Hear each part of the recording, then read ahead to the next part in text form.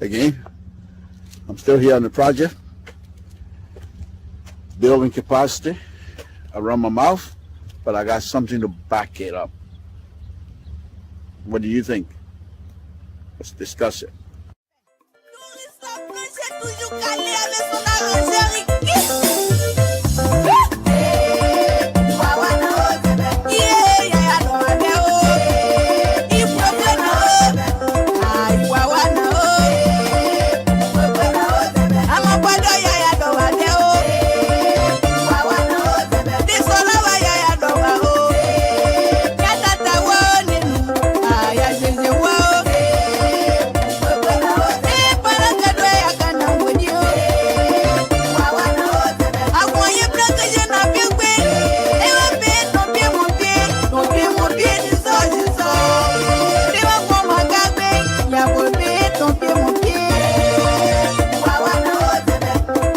This is Samson Tone, Liberian Public Radio. It's Friday, so why not? But I want to bring your attention to a show that I'm going to be having tonight. It's going to be very interesting. I'm encouraging all of you, those of you that are listening to this video, to tune in tonight, because perhaps this might be some of the reason why we have all of the mess that is going on in our own country, because you have to listen to these things. These things, the trouble we've been having in Liberia didn't start overnight. These are things that's been happening from time to time. There are those who came before us, past generation, failed to recognize these things, and will continue to repeat them, and because we ourselves have not yet able to recognize and see if these things can be rectified, so that this country, beautiful country of ours, can be built just by our hands as Liberian. Doesn't matter who you are at this point. Concord country, it doesn't even exist anymore. We're all one another. We're all one country, one people. But if we do not understand why these things are happening to us, we're most likely not going to be able to find solution. So I ask you tonight to join me.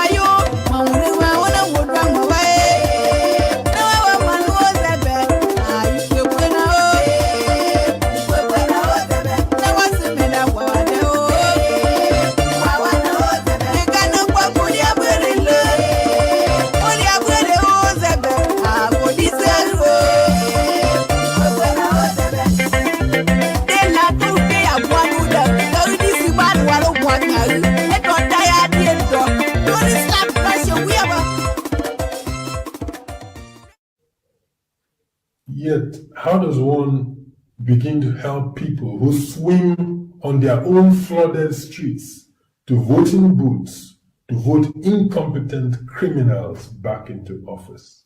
Yes, that is a big question we all have to answer. How do you help people who will go to the voting booth swimming in their own flooded streets just to vote people in offices who are incompetent? And those incompetent people that are being voted in offices will also appoint people who are also incompetent. So this is like a big deal. How do we help our brothers and sisters to make sure that their voting rights are utilized effectively? They have the voting cards. They must be told how important their voting cards are to all of us. And so I'm saying, those of us that have this platform, this is not time for hate. You don't come into this because you hate. You must do all you can to educate the voters themselves, how important their voting cards are. Because of their vote, our leaders will be able to do what is right for our people. Join me this evening as I try to explore this particular question, and many more that will be coming. Join me this evening at 8 Eastern Time, 5 Pacific, where we will take on this question and be able to see how much we can go. With your help, we, the Liberian people, will be able to educate our brothers and sisters that have the right to vote whoever they want, but they must do so with responsibility.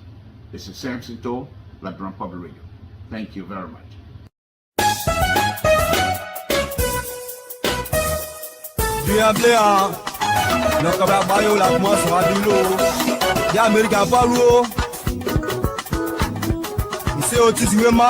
Encore une fidèle qui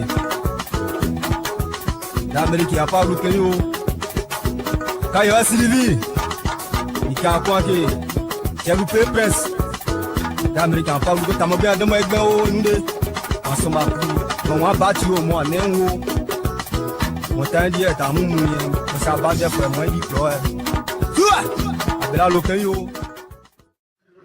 Doing anything that people get amended, and that with me from 2005 to date, we're all doing anything. I've done something. Trust me, I'll be re-elected. You understand? So you don't need to fight. You don't need to destroy your country. You don't need to even condemn your country. You have to be inspired, peacefully, and then convince the people, persuade people. Politics is about persuasion, and it's about what you have done for your people. I have done so much that I don't need pay for. You know why I don't need pay for? Because Liberians love me and they promoted me when I was on a soccer page. You know what I'm saying? And they were proud to be Liberian when I was on a soccer page. And I've done my best for my country. I'm a former peace ambassador. It doesn't matter what people say, I'm on record.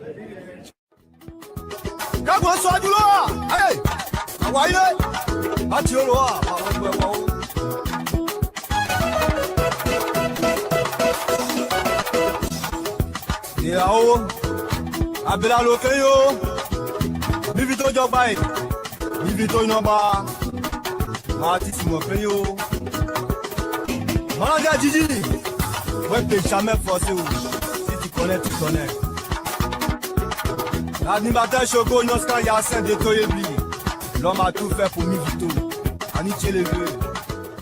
Henry, I can tell you the problem of this country with respect to prices, with respect to health, with respect to education, and largely tied to roads.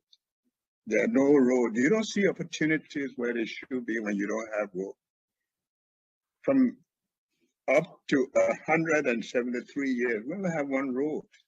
How do you know what is happening in Bapolu when you don't have roads? You don't go there.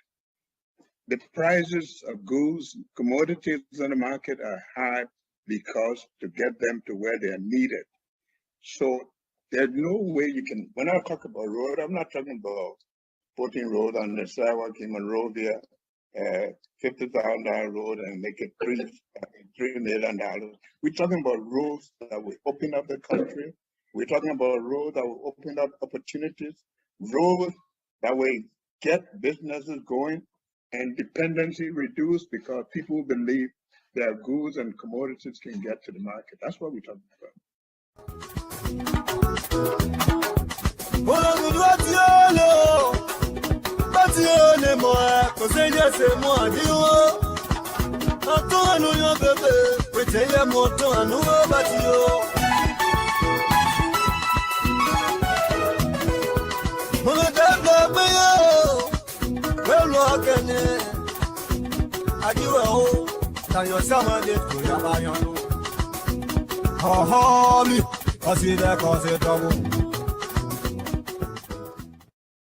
But we will prosecute and will confiscate assets that people steal and acquire by illicit means. I often say that in Liberia, when people get caught, they send their wife, they send their children, they send their relatives, whatever, to come and beg. I'm saying the Liberian people, don't come and beg. You know, don't come and tell me, oh, stand to help you get elected. He talked nice about you on the radio station. Now he's stealing, so forgive him. Stanley should have known when he was stealing that we're going to punish him. So there's going to be consequences. That's the first thing. Then we have to make sure we're paying people a living wage. So we did the arithmetic, we did the math in 2017 that when you look at policeman's salary or healthcare worker's salary or teacher's salary, by the middle of the month, the money finished. By the time they pay rent, they buy food, they pay the children to eat, and of course, they're not going to starve, right? So the policeman will pull you over, the teacher will accept bribe, they change grades.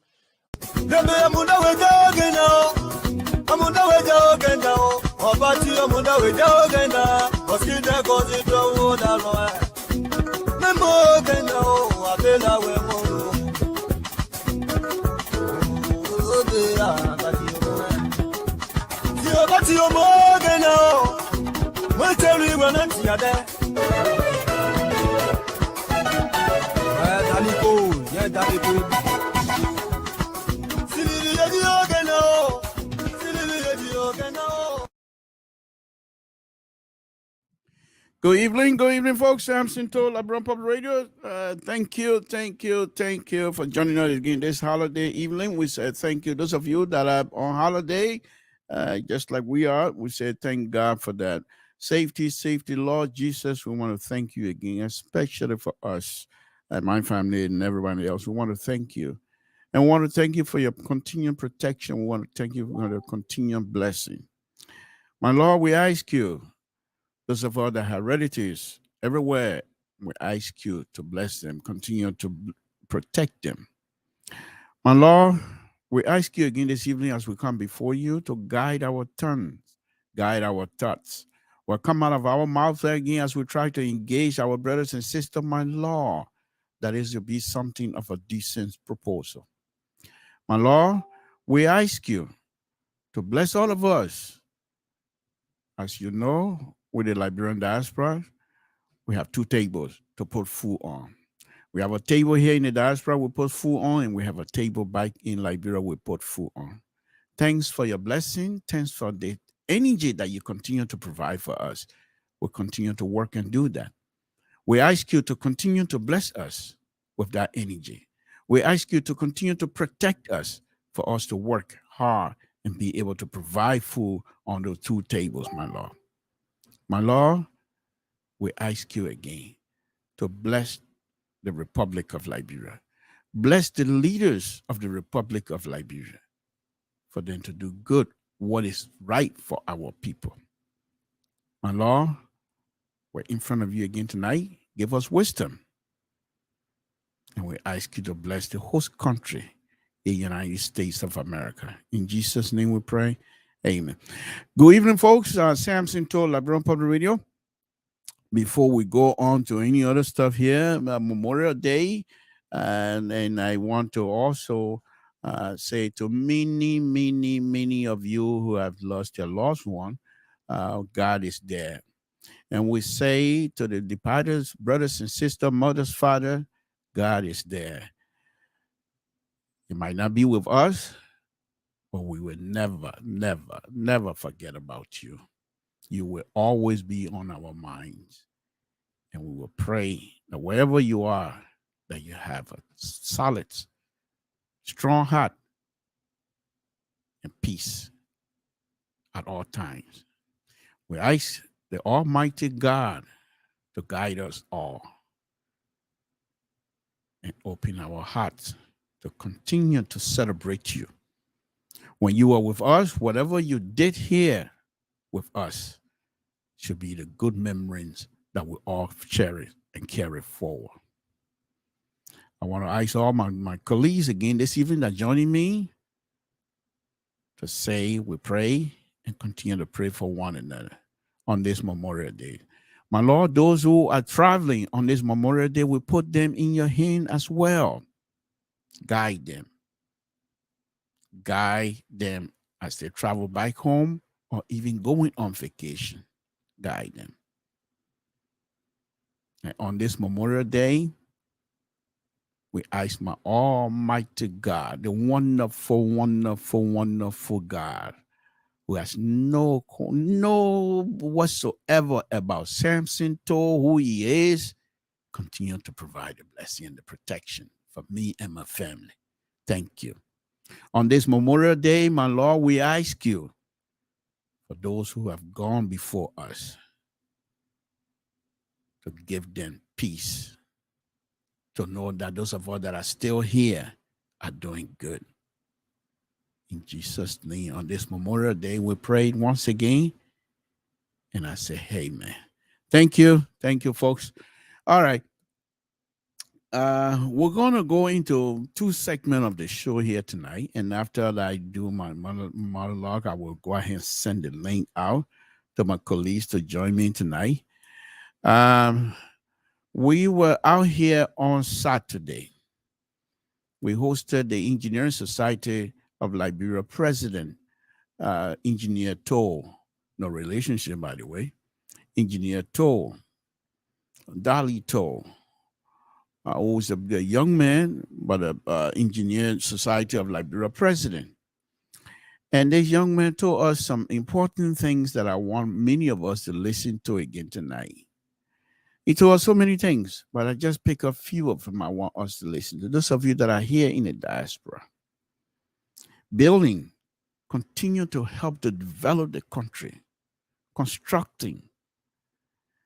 But while you're doing those things, let's pay attention to some of these engineers in Liberia. In any kinds of structure you put down, shouldn't be no shortcut. The engineer told us the standard, the material that they're bringing in our country, they're substandard. You don't want to be in a house sleeping just to find out that the building is coming down on you, because somebody who's supposed to say what material they're bringing in, that it is the correct building material. I want you to be aware of it. I want you to be aware of those who are the engineers themselves, the architect. Most of the time, I've seen it so many times here in the diaspora, where they have the junior architect. They can draw the building, but they have no clue the corner section of the building, how much weight the roof going to be. They have no clue how to even distribute the weight of the roof. What part of the building are going to take the weight of the roof? Where do you have an inward or outward wing coming in? They have no clue. They just draw it and give it to you. Many of them, they don't even give you landscape of the finished area. As a result, sometimes you build your house and then you have rain. When it rains, the water gushing into your area because the way they had it designed. The landscape was not provided. Please, if you're going to be building back home, consult or engineer. An engineer who might not be in Liberia, I'm not too sure they do license, but somebody can vouch for that engineer. And get an architect who has done this thing many, many times. And many of the time, building structure, vertical building, architect design, engineer do the calculations. And if you have somebody to draw it up and just give it to you and you believe that's it, no, it's not. You got more to go. When after they finished drawing the building, they put the pillars in there. How is the pillar being distributed with respect to the beam? That what type of beam they're putting in the building, whether it be a concrete beam or steel beam, what size of the beam they're going to put in there, why they're selecting specific size of the beam must be explained to you because you're putting money in there. And if you don't do that, in years to come, and something happens, who are you going to hold responsible? There's an engineer, and you will hear this young man will tell us again tonight. There are some engineers who are not real engineers, but they're smart. And so they try to pick when the real engineer finish doing the design, they look at the blueprint, they can read it. So they say, oh, okay, this is four rooms house, 1 story bit. Okay, the guy put this type of beam there. This is the side. I'll put the same size in it. Forgetting to know. That's those columns and what have you. You have to do a soil test to make sure the soil underneath the foundation is capable of distributing the weight of that building. They're not going to do that one because they have no clue. But the professor to you as their engineer, because why? Liberians do not have an engineering system where they have people to register. They don't. And so somebody can come out and say, I'm an engineer.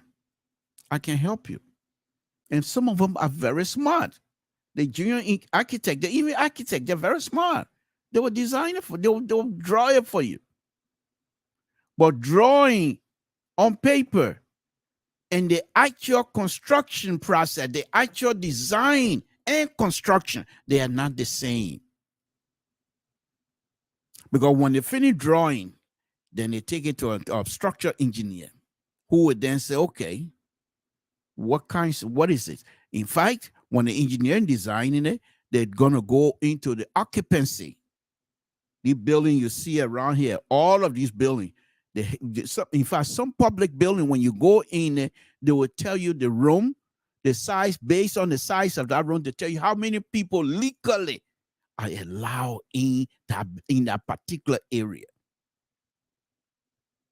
Because that's what they design it for. And all of that have to do with safety.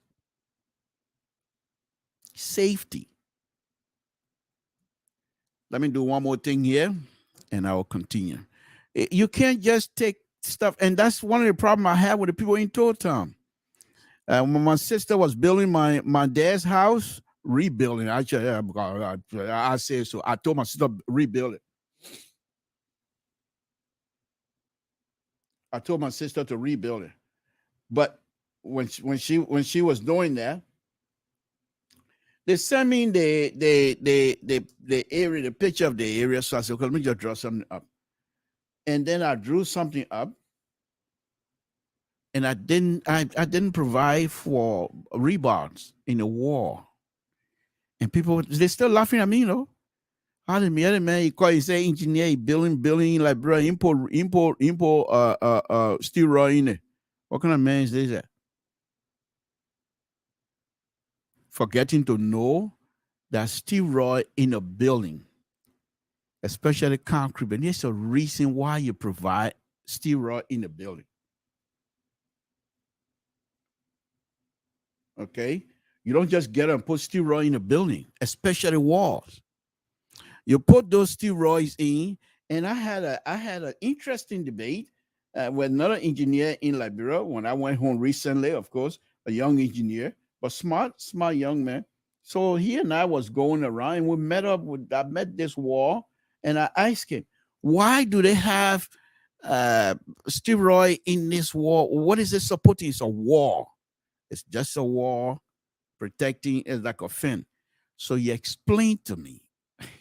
And I laughed. But this is what they do, okay? And I laughed. He said because they put a wall in there, because, folks, I'm having some issue here with my other stuff here. He said they put a wall in, they put the steel rod in there because as you have this foundation like this, sitting on the ground. Now listen to this. It's so funny. Let me get this. Let me get this thing together, and then I will go on with the fun. It's so funny. I know you're not an engineer, but you're most likely going to laugh about this here. Okay. So he said when they do that, okay, so they have a wall like this. I mean, the foundation sitting down 4 corners, and on top of this foundation, you build a wall. So the intent is, if for some reason that the foundation settle on this side, but because you have a wall, you have I call it columns here with steel rod in it, then perhaps that will stiffen this foundation that's going this way will be stiffened by this. How is that going to stiffen anything? You don't have this steel rod in this middle here tying into both walls. So tell me now, if something here and I'm tired today, when I read to fall down, they man can't help me. So I explained to him. I said, now what would be the purpose? He said, well, that's what we all believe in. I said, okay, if you're going to do that, then you must extend from this column you have here on both sides of the wall. Extend another rod, steel rod. Say you got money to waste. Extend another steel rod to hold, to tie this middle part with the two sides of the wall.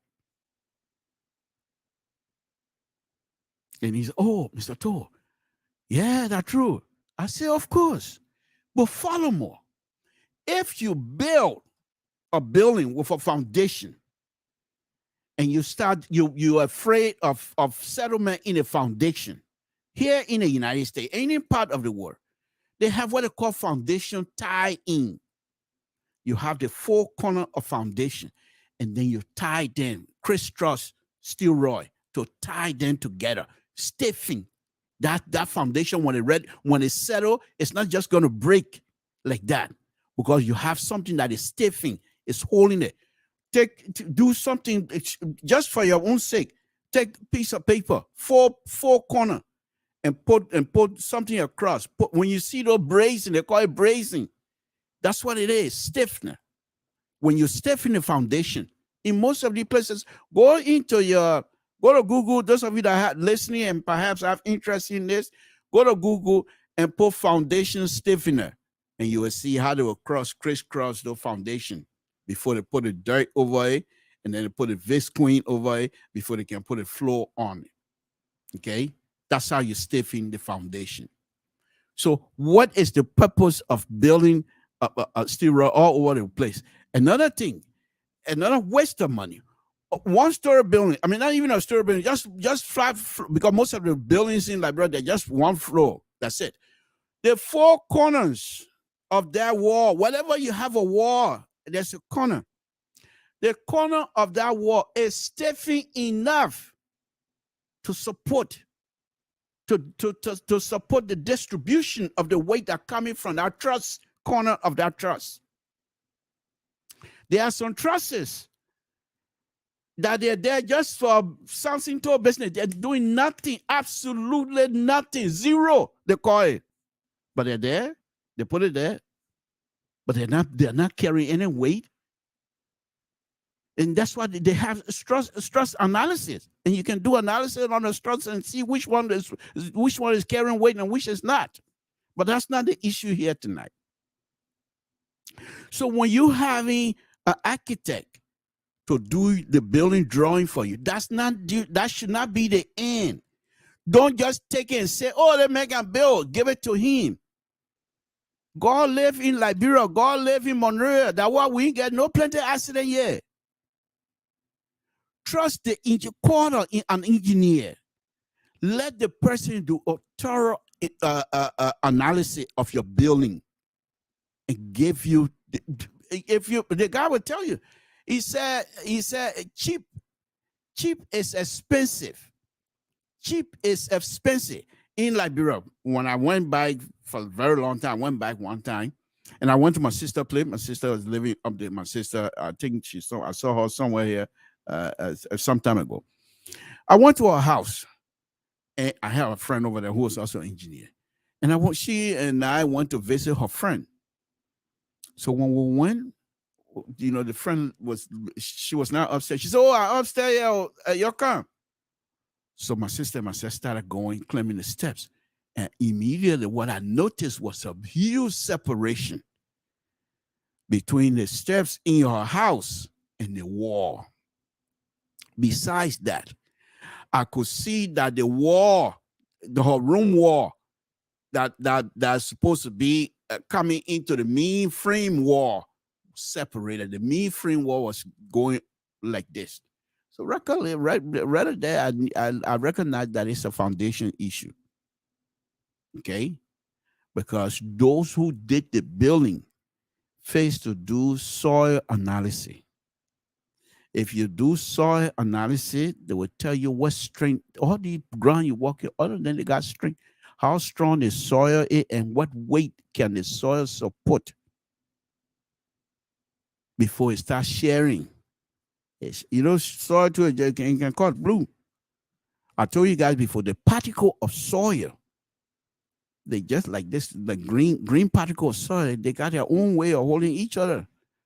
They can't let go. But I told you guys that one a long time ago, but that's not about engineering tonight. I'm just asking you. I'm just asking you as Liberian. Those of you that are building, we appreciate it. I truly, because when I went home the last time, about 2 months ago, I saw the amount of building that being constructed, especially on ERW Road. But then I started thinking to myself, are those buildings being built by true construction person, or were they even designed by the engineer? Because they go and just take most of them in Liberia. For goodness sake, why do you have a roof pitch of a roof so steep like that? I've been wondering about that. I really don't understand. It's if Liberia don't have no snow to say if you flatten the roof a little bit, the snow gonna stay on it. It's gonna be heavy and the roof's gonna collapse. It rains, rain blew, it fall, it gets off. So why do you need a steep roof pitch like that? For what reason? For what reason? Except to put in material that are not necessary. Okay? But that's not the point here tonight. I just want people to know that when you go and these people are charging you the huge sums of money, the engineer here is going to tell us tonight that the material that are being brought into the country, according to them, are substandard. I told you guys before, when I went to Engineering Society Convention in Banga 2 years ago, the Minister of Public Works, current Minister of Public, Honorable Ruth Collins, was asking the engineer to help her in trying to find way to stop the importers from bringing in steel rod, as they call them over there, that are not the same size as they put on the paper. Let me play that. I told when this young man said that you know, it was something that I'm like, wow, are you serious? But let me play this. And if it's not that, I will come to it. But let's play this. And I'm not too sure which one this one is. Okay. All right. Let me see. Okay. Well, give me a minute, folks. It's very serious. We'll talk politics later. But right now, this is very serious because people are spending money and their intent is good. They want to build. Because many of these people want to go back home as well, which is good, very good. But if you're going to build a decent stuff that people will say yes.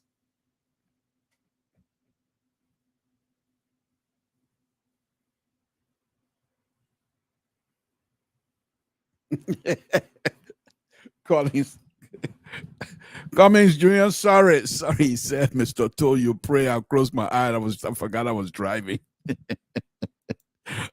That's why when I pray, I don't close my eyes. Okay, next time I will announce it for people not to close their eyes. I'm sorry, but I have to do this because most of the time we do these things here. We'll come on air and people are listening to us. For me, I like to put myself, whatever that I do, I want to make sure that I put my God first. My God. I'm not saying your God, but my God. I want to put my God ahead of everything that I do. But I'm sorry, it wasn't my intent to ask you to close your eyes. Next time I will make that announcement that people will not close their eyes. Okay, I'm sorry about that. Apologize, Chief. Okay, but I'm looking for this. Okay, you know what? I'll just play. I'll go ahead and play, and if it's not it, so be it. Then I will play another one. But let's go ahead. Let me go ahead and just guess at it because I think I supposed. Okay, but let's go ahead. Let's go ahead and do this. That question is very, very important. If you look at the infrastructure sector of Liberia, from rebars to tiles to most of the building materials that come in this country is substandard.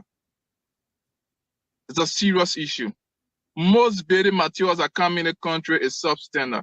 If you check the rebars on the market, it says it's 12 mm. If you use your vernacular to measure that rebar, you're not going to get 12 mm. What they call 12 mm is 10 mm. What they call 60 mm is like 12 mm. So it is a serious problem.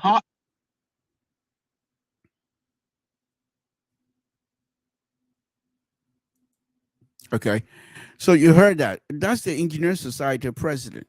Now, and the minister herself, I'm sure if the Minister of Public Works would come and make a statement like that, then I'm sure they have abundant evidence to prove.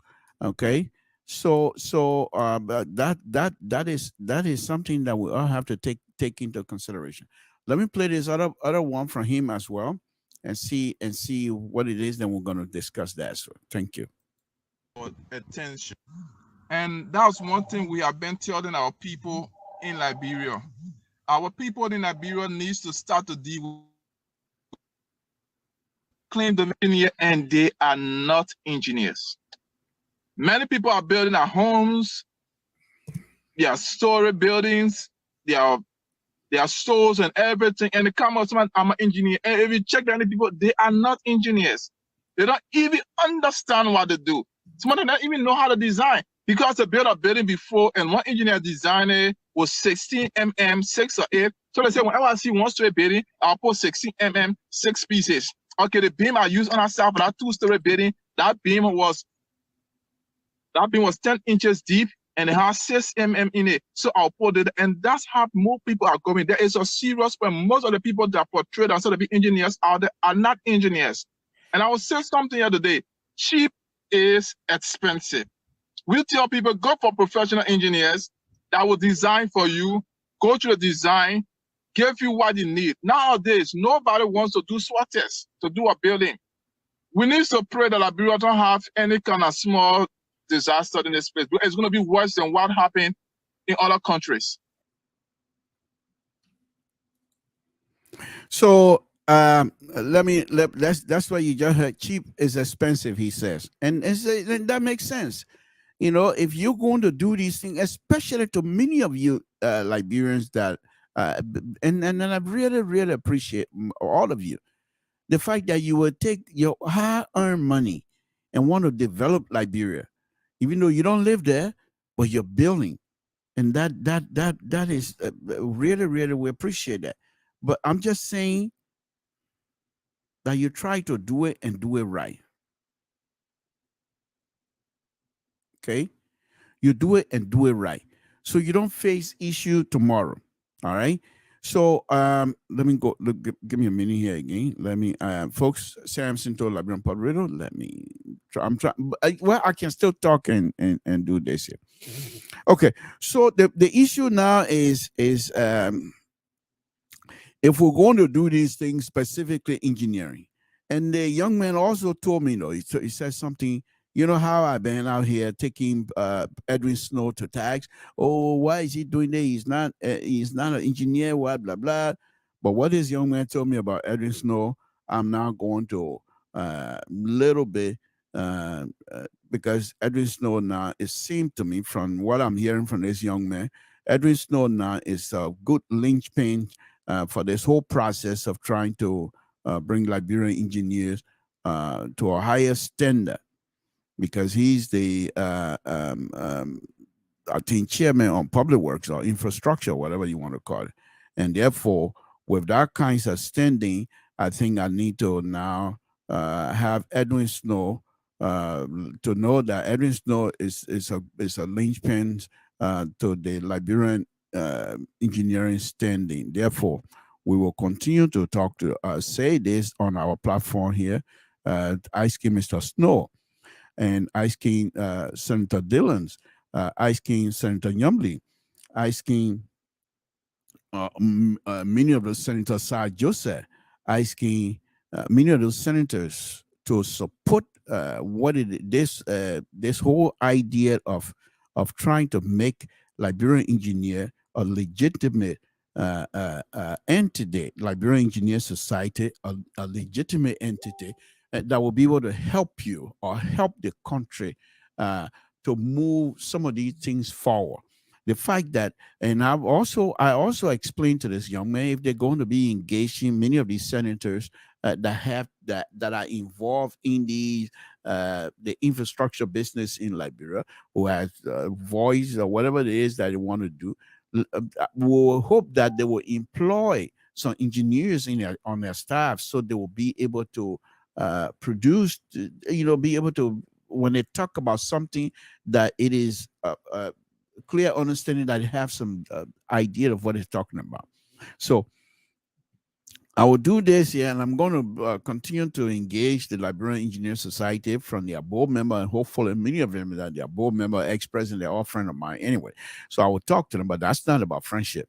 I'll talk to them to see if I can bring them on, because by their coming on also to explain to us some of the default of the engineering business in Liberia, some of the risk that are there if you don't follow the correct procedures. Even though the young man, he also told us, he said that there's no mechanism for anybody who has done wrong as an engineer, design wrongly, there's no mechanism for that person to be liable. You can't sue them, because who's going to hold them responsible? Because there's not been a law to say if you design something here in the United States, if you design anything, put your stamp on it, and something happened, you're dragging you to court. There's no two-way street around it. But it's not like that in Liberia. And this is where the Engineering Society are trying their best to take this whole process. Now, another interesting thing is, if the Senate make this rule for Liberian Engineering Society to be recognized as an entity who are responsible, then perhaps they will be able to put a code together, a building code, design code that people will need to follow. And one other interesting thing he also explained to me was the fact that I asked him a question about what they consider, they call that in Liberia, they call it design, not design build, but they call it pre-finance, where you as a designer or constructor, engineer or contractor, you go and you have a contract. And then if the government tell you, we ain't got money, or the people tell you, say, well, we're not going to pay you right now, you start the process on your own. Maybe you got to spend maybe $400,000-$500,000 or so to start the process, and then we'll pay you later. Well, you go to the bank after you sign the contract. You go to the bank to borrow that amount, because not many Liberian company have that kinds of cash waiting on hand. So you go to the bank to borrow the money. Immediately, the bank want you to pay within the next 30 days to start paying. You've gone there to borrow money and start the process. The bank also want their money back. You haven't gotten paid from these people. And so if the Engineering Society, my belief, if they were recognized by the Liberian Senate and have it on the book, then perhaps they can have a serious negotiation with the bank, because it just doesn't make no sense. I'm coming to you because I don't have money, and I'm getting money from you, but then you want me to use that same money that I'm supposed to start the process, pay you right away. How am I going to do that? And this is where the Liberian and Liberian engineers and the Liberian contractor are not spectators in their own country, because they don't have the means. And those companies that have the means are foreign companies. Are the Japanese, the Chinese, the Koreans, the Italians, the Ghanaians, the Nigerians, they come in. And one of the interesting things you'll find also is that many Liberian companies, they are like a subcontractors, because many of the companies are asked by the government, you gotta have some sort of a capacity building process here. So they go and partner with some of the Liberian engineers. But how good is your voice as a partner in something when you're not bringing fast on the table? The person bringing $1 million, you're not bringing anything. What are you gonna say? Nothing. And so that's something that we hope to be engaging with the Liberian Engineering Society members from time to time, because this is a very interesting matter. And I what I tried to do on Saturday was, what's about this? Your Liberian engineer is so bad. What's about this one? What's about that? But I thought that would have been a wrong idea, because a young man came out and told us from the beginning that there are so many challenges with respect to Liberian engineering business and Liberian contracting business and Liberian construction business in Liberia. And once, okay, if somebody comes out and tells you those kind of things, what else are you going to say? Okay. So that's about it. Let's go on to the burning issue. Quite recently, on at this gone weekend, Armo Cummings and his people, the ANC and the CPP, went to Grand Bazaar. And they went in there and raised a young lady's hand as a running mate to Armo Cummings, which I thought was very interesting, even though it had been announced. I mean, not announced, but the rumors that she was going to be the running mate. But if you, and I'll take a dig at this ANC people here a little bit here tonight. And as I stated before, I'm not saying these things based on envious or jealousy. My belief, what I believe. So you're welcome to take a shot at me if you want, but just know from the back of your mind, I am not jealous. But let me take a shot at ANC a little bit. Armo Cummings, I'm not going to beat this drum anymore. I'll just say it one more time and I'll move on. I tell you that going second to Ambassador Barker, because by this time he would have been in a driving seat. But that's gone. We're past that. But Armo Cummings he's a good leader. Someone who father is now a member of Coca-Cola, and they took him all the way to the top. That means he has the ability, because I know that for fact. Here in the United States, I work, all of us. If you don't produce, you're going nowhere. Unless some of us, you want to, no, I don't want to apply. I don't want that. But you apply.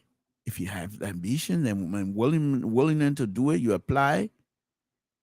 They accept your application. You go for interview. You do well in the interview. You move up. That's not my mom or my pa business here. And for this young man to move with that kind of lightning speed, he has to be a good leader, because they look at his track record. You want to move up. What have you done in this position?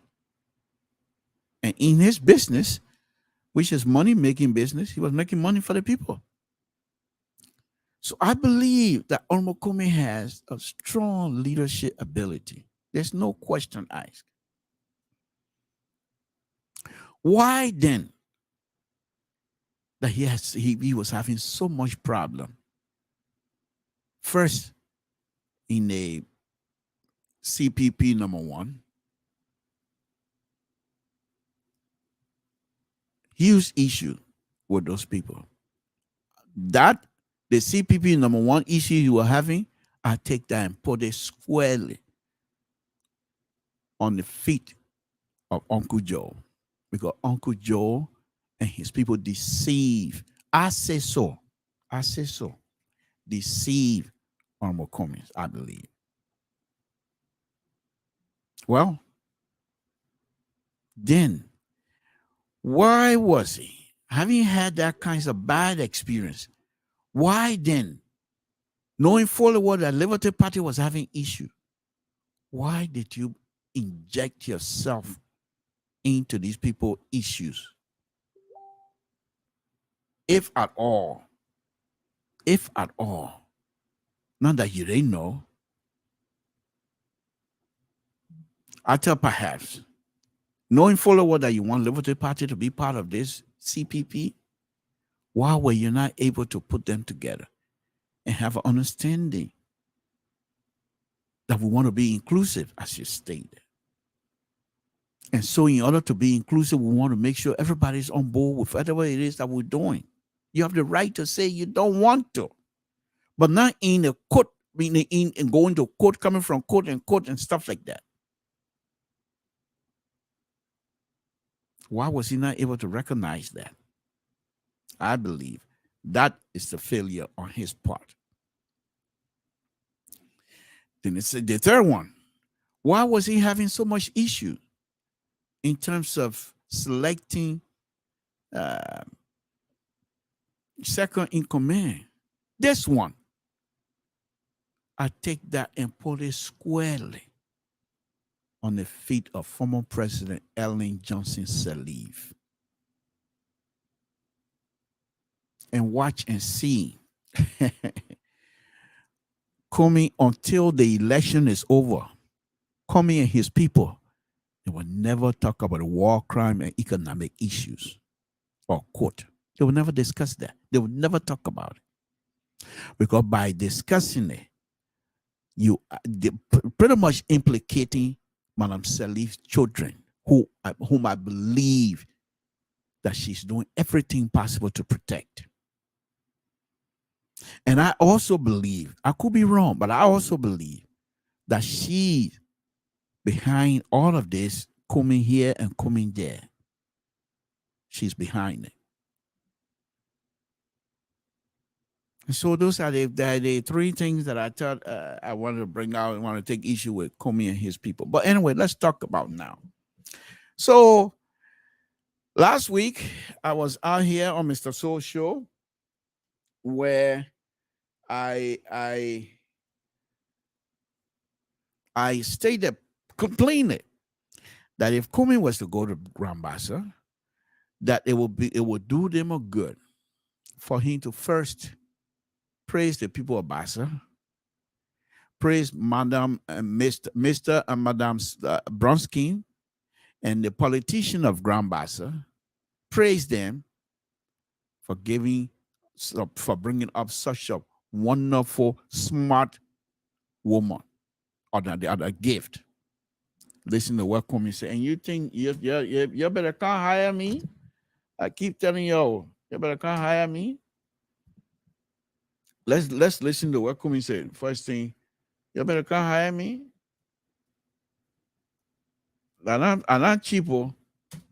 All you need to do if you want me to come work for you, just give me one foot of goat, not the whole goat, just half of the goat.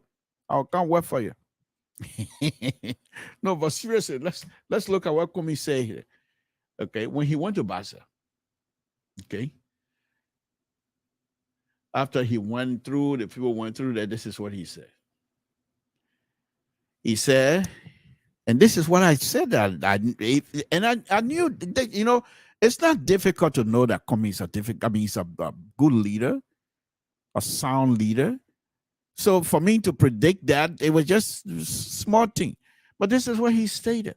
Today I stand before the people of Bassa land, he said, and the people of Liberia, very humbled to be the standard bearer of the CPP. And I want to thank the people of Bassa land. And I want to thank the Liberty Party, which I said he was going to do. But most importantly, I want to thank Esther and the late Councillor Charles Walker Bronsky for this beautiful gift to Liberia, this beautiful gift to Bassa, and the next Vice President of the Republic of Liberia. That's what I told you he was going to do. Now, when he did that, I told you also what that meant. It meant that he has now included all of the family of Bassa to say thank you because of your involvement. All the politicians, past politicians, people who have been instrumental in bringing Bassa to where it is today, to be able to produce this young lady, smart young lady who does the I don't call it Liberian Bar Association exam. The environment in Bassa created by the Bassa leadership from past to present. So when Comey made that statement, every one of them has been included in it. And another thing, if you go, I've been on social media the whole time. Not once have I seen or heard in that whole stuff they did to say anything derogatory about the current senator. None. I didn't see it. I did not see it. Another thing I want to point out here, I will call his name. He's a friend, but it's good to be truthful. I saw some kind of post on Facebook from Anthony Cassidy. I thought Anthony Cassidy should be above those kinds of petty politics. Making comment of crowd size. Anthony Cassidy, you're better than that. Way, way better than that.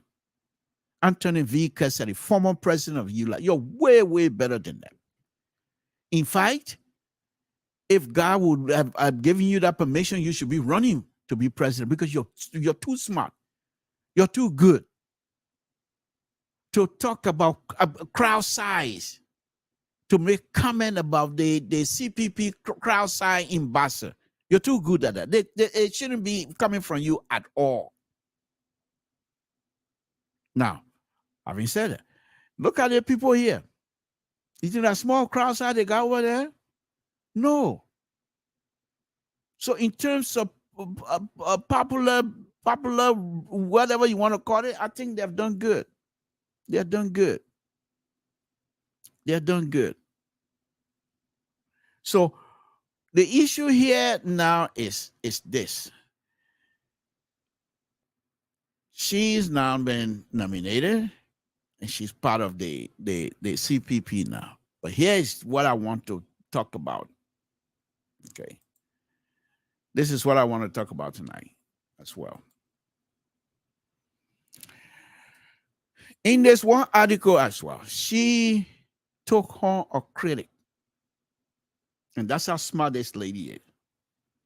She took on those of us. I consider myself part of that critic because I'm saying she's too young and this is not her time, whatever, blah, blah, blah, all kinds of stuff we were saying. But listen to what she said here. This is, and this can only come about from someone who is smart. And smart then has nothing to do with age. Wisdom is. Okay, let me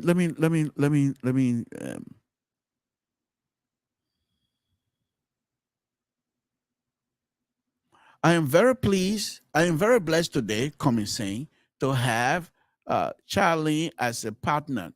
Charlene is smart. Charlene has integrity. Charlene connects. She has charisma. And together in October, we will win the first round. We will start the transition, and come January 2024, we will start the restoration of good governance and economic growth in our country, he says. I told you, they're never going to mention anything about war, crime, and economic, quote, business in Liberia. They're not going to talk about it. Okay. But let's go to what Charlene said. In her acceptance speech, Councillor Bronskin thanked Mr. Cummings for the confidence and pledged to work alongside him as they launch its peaceful revolution. I want you to pick that word and keep because this is the same word she's going to use to actually put us to sleep. She said, don't worry, I got it under control, she said. But let me go on. This lady is smart. Okay. So take this word, peaceful revolution, to make Liberia better. Our revolution will be peaceful and intentional. It will fight with small whisper of hope, and we will end with a loud cry of change at the ballot box. I am humbled to be fixer too, and to serve this great nation. I promise you, I will work hard for you. I promise you, I will hit the ground running. I will come to your house and I will come to your church. I accept this offer for you, she said. But let's go on. Okay, blah, blah, blah. She's 47 years old, blah, blah, blah. But okay, what she said. Okay, let's go on. I want to read about what she said. Okay, yes. Many of you express strong, what a minute, coming, waste my time. Many of you express strong view about me staying with the representative bit, and or as some of you put strict, stating at the bottom, to you I said that no revolution was born out of perfect timing. History has never made by those who follow conventional formulas of how life should progress, she says. Now, I want you to pay attention to that. Societies in decline do not have the luxury to wait your turn. Society in decline do not have the luxury to wait your turn. So when she made that statement, those of us that was on this platform, I'm on this platform, but we were crying, oh, Cummings got to wait for a turn. That not time for Cummings, you got to wait. That on your turn. Listen to this young lady. Society in decline do not have the luxury to wait your turn. We must quickly grab the willing, best, and the brightest. We must have an urgent sense of now. I am not a career politician and never sought out to be one. I came to this political discourse because I believe in a better Liberia. A Liberia of inclusive, a Liberia led by honest, innovative, and courageous men and women. Leader with a vision to transform our country, coupled with the discipline and will to make the hard decision to implement the vision. Okay, so let's go on. What's the other one? My fellow Liberian. There's the other one here, and then I'll move on. I'm not going to read a whole. I just want to point these things out. Because I was one of those on here. Folks, I'm eating crow here tonight. No big deal. That's fine. I'm eating crow. Okay, I accept it. But let me just read on. My fellow Liberians, she said, we should be less concerned with my years of experience in government. She's going to dig it out. She's going to dig it at me because I support the honorable ambassador Baka. She's going to dig it at me now. She said, my fellow Liberians, we should be less concerned with my years of experience in government and more concerned about the urgency of Liberia's current situation. What difference does it make? How old I am? How long I've been in government? The situation right now, you know, there's an urgency, and we're here to fix it. That's my word. Wow! It just came out of my mouth. It fit right in. Samson told you good. Okay. We are yet at another crossroad, another opportunity to decide what the next 6 years of our life will be. The gravity of the fast deterioration of our nation's political, economic, and social structure requires that we act now. The choice of now is urgent. And you say, you say the crowd side, and not plenty.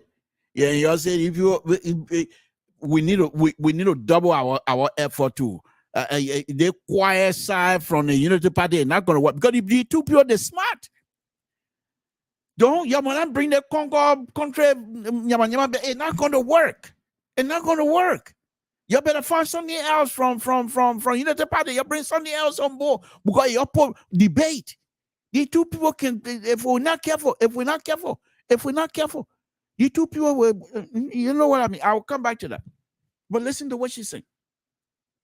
We must understand that the choice of now cannot be relegated to a simple or mundane decision. It is a critical choice that must weigh heavily on each of us. It requires a deliberate action to separate us from the current system of today and forces to make political choices that we have never made before. Folks,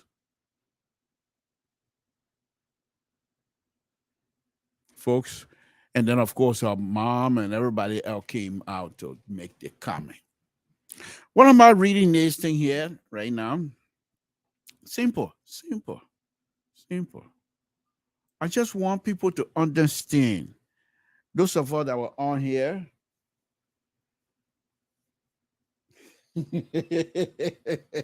Hey, Maggie, I can't get tonight again. Mikey, you should know the liberal. I like to be truthful. I'm not because I support Ambassador Baka. I'm on just hiding people. I'm not crossing over. He said the liberal progressive. Are you crossing over? No, I'm not. I'm just telling you, you know what it is. But anyway, let me go ahead and see if I can share this. Yeah, it's about an hour. So let's go ahead and see if I can put these things for the people to take me somewhere where they, you know. But no, seriously, this is not something you can take lightly. Okay. Okay. So the point here, the point that I'm making is this. Last week, we were out here. Oh, the people are supposed to make the thing in my country. They didn't do it. We were all over this place, especially me. Let me not say we, me. We can make it, man. They were not even able to do it anywhere else over here. But look how it's turned out. Okay, the patient dog eat the fatter bone. I think that's what's happening here. No, but for her age and the wisdom behind that age, the statement that I just read here to you, if the only drawback as I see it, not many Liberians will understand the context of the words, exactly what she's trying to convey. Not many Liberians will understand it. And that's very sad. That's very sad because this, what she sent out here, what she said here on what I just read, very interesting. And I think the rescue tool about wheelbarrow ball, you're not gonna match that one with wheelbarrow ball. Y'all gotta find. I'm just being truthful. Y'all gotta find something else. You can't match this with wheelbarrow ball. It's not gonna happen. You can't match this with, oh, I sell gas. I know everything I used to sell. It's not gonna happen. You're gonna find something. You're gonna find something better. You're gonna have to find something better to do or to come up with. Because if there's the opportunity for a debate, unless y'all can bring what's the name, Maria Kakula to stand in, that would be a very interesting debate. Oh, I would love to have these two people on my show. I mean, intellectually to converse with us. Okay, but right now they will say they're not in the same league. For me, they're still in the same league. They're all sisters. So, but that would be very interesting to have. That would be very interesting to have. Okay, so let me see. Mr. George, if you get this, join me. Let me do this. Yeah, Sissy Goya as well. Okay. Folks, I'm not doing that great this evening. I'm still on the weather. But okay. So the point here is this. The point here is this. The young lady, I've given her a suspense speech. So now she's going to have to go now and connect. Now the idea, the one day thing, Unity Party people, and I'm not Unity Party member anyway. So I can say what I want to say about them. The Unity Party people floating out there. Oh, the man can't speak Grebo. The woman can't speak Baza. My son here, the one in the Marine, the man from Jerusalem, the grandma from Jaudi, the grandpa from Jerusalem, Grand United County. None of them have been anywhere outside of Africa. Well, the grandma been to Ghana. The grandpa never been anywhere outside of Montreal. My side, my father, came here and died here. So, but the point here, born in Town, raised in Town.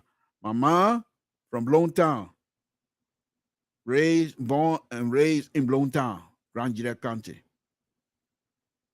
I, Samson, born, raised in Town. Speak Crown. I speak Crown more than in fact, I speak better Crown than I speak English. The man speak Bazon, speak Crown, speak Bazon, speak BI, speak Chien. Better than just speaking English. But yeah, then right now, in my own house, when I call my last born right now, I speak English to him, forget it. So that your Charlie can't speak English, it's not going to work. You'll find something else, man. You might not be wasting people's time, right? This is an intellectual discussion. You got no idea. You just get out of the race. Let ANC go with it. Come on, the man can't speak Grebo, the man can't speak, the woman can't speak. What I want got to do anything? What I got to do anything? That Basa and Grebo will implement policy? You're not serious, man. What kind of business is this? You're embarrassing us. So if you're going to come here, if you're going to come, the zeal you had the other day is dying down. Unity Party, Honorable Ambassador Bakai, Senator Kuhn, the zeal and the rescue 1, rescue 2, and the mother of rescue, you better find another thing and tune this thing up. You'll tune it up and move the ball. Because right now, this young lady, what I just read to you, and she had people, there are a lot of Liberian young lady, educated as well, and somebody in school. This statement she made here will make a lot of sense to them. And the contrast, I'm being very factual now, and I will be truthful here tonight. The contrast cannot be different. The contrast, 2 men. 2 men on one side. And on the other side, a man and a woman. What is Liberian society? You better tune that thing up, turn it around a little bit. Go other than that, we're going to have some problem. I don't here to come sugarcoat anything. You can't come out with a strong. Anthony Cassidy, I will continue because you're my friend anyway. So I can call your name in that one. I'll call your name. If you can't come out with a strong rebuttal in terms of policy, you heard what a young lady said? Yeah. Let me read that again. I will read it again, man. Let me read that again. My fellow Liberians, she said, we should be less concerned with my years of experience in government and more concerned about the urgency of Liberian current situation. Current situation. She's not even specifying what current situation it is. When she says current situation, every Liberian understand whether the person ate last night, that current situation, whether they didn't eat last night, they stay hungry, that current situation. Whether they didn't get a job or the hospital or the wheelbarrow, that current situation, they're not doing good. So it doesn't matter which way you turn it. Whether they make $100 million cocaine case, that current situation. Whether senator then making 15, that current situation. They want that something you can't she can't speak Bazo. I beg you. You'll find other thing. You'll find something else. Quick. Come on. They lied. Senator Dillon, you're very smart. You're very good at thinking on your feet. Please, come on, quick. You'll come out with something. Quick. You might not let anything slip away from you. Because what she started here. It's not something to play with. It's not something to play with. Okay? It's not something to play with. Society in decline do not have the luxury to wait your turn. And that's some of the thing I was pushing here some time ago. And she's coming back at me. Said, Mr. Toll, and I turn waiting business and I'm grant you that country where one person lead and the other person comes. No. Society in decline do not have the luxury to wait your turn. Anybody that have the ability to move, they can. You better find something on your feet. And they basa and grow business is not going to fly. Yeah, it might fly. And like I stated earlier, that is the only reservation I have. Because meaning Liberian, the context of a statement might not clearly sit in with many young Liberians or many Liberians because they most likely will not be able to connect it to what it is. But you might not make you push that Bassa and Congo, you push that line, it's not going to work. He can't speak Grebo. In fact, here's the thing here, what you're doing.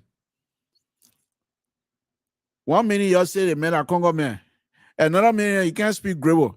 But a Congo man, why the Congo man speaking Grebo for? So you're connecting him to Maryland. So the fact that you say he can't speak Grebo, then people say, well, so he's from Maryland. Oh, but my son saying in Montreal, he can't even speak Grebo. You know how many people from Maryland in Montreal that can't speak Grebo? You better find something else to talk about. I'm giving you free advice. I don't want money from you. I don't want you to pay me. Free.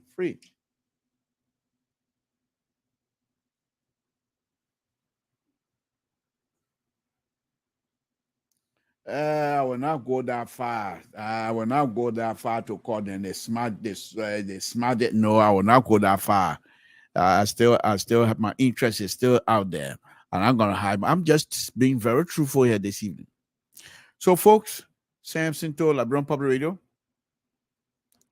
This holiday season, I don't know what is going on with me, but So tonight on, we will try to read as much as we can.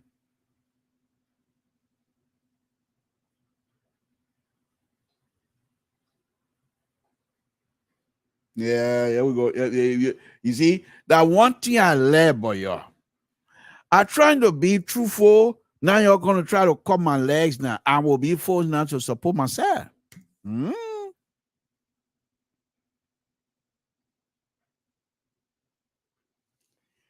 I keep telling you, hey, yo, anybody you want to come on the show, just send Mr. Soul your information, because he's the Babati boss. Because we got call him Babati, but he can fire people. He could fire people. So if you want to come on the show, just call Mr. Soul on a very serious note. Send him the note, and he will make that available for you. He's the CEO of LPR. So once he approves you, you come on board. Any of you would love to. Oh, who know what? You see, yeah, man, I talk about. I know what going.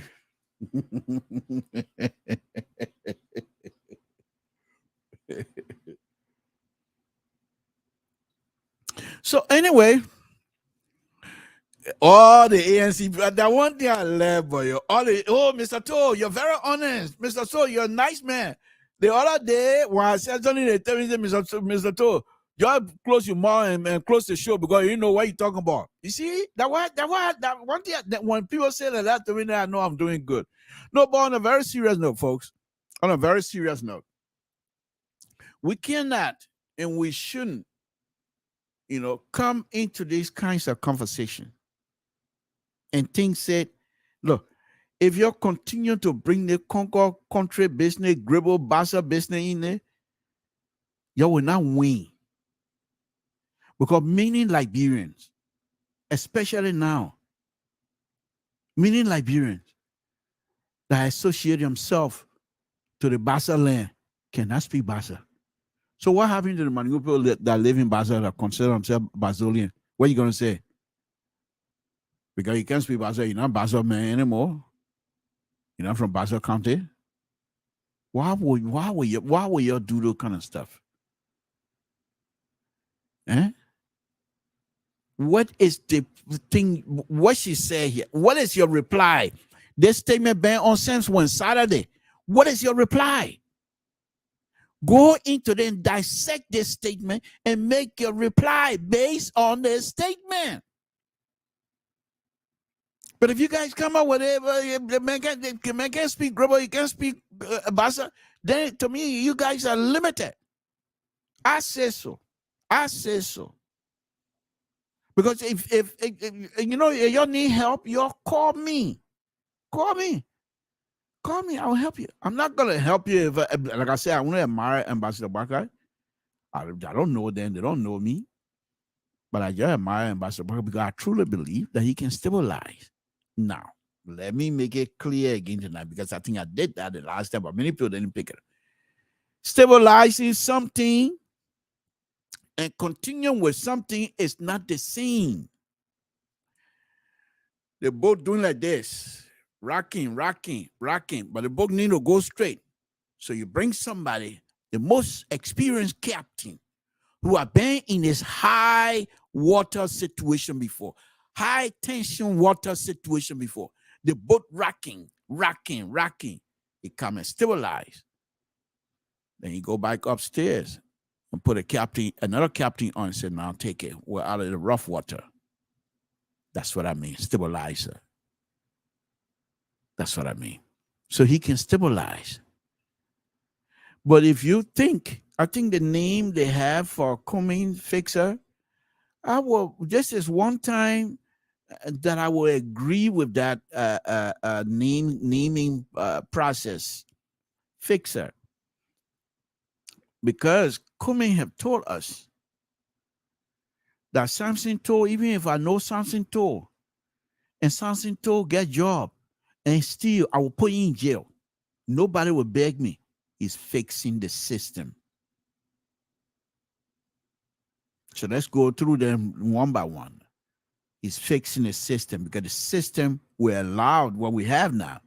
Samson told family and people to beg and say, oh, Mr. Cummings, and as Samson told you, you're praising you one time, he said, okay. But they want to tell you, man, not do it again. System.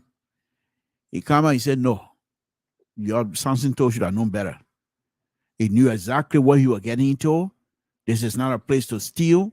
He come in here and stealing, he's going to go to jail. The law said, and that he's fixing the system. Because he told us that. He told us that. I don't want to give the definition of rescue. That's not my problem. I say I'm not giving definition of rescue. Well, your notebook too. Y'all give your own definition of rescue. That I mean, we'll give definition of rescue. What judge we had there is their thing again fix up? No, not fix up. But some kind of nyama need a guy. But CDC they are need a guy for a guy for them. Putting your foot in your mouth. That they need a guy for them. Okay.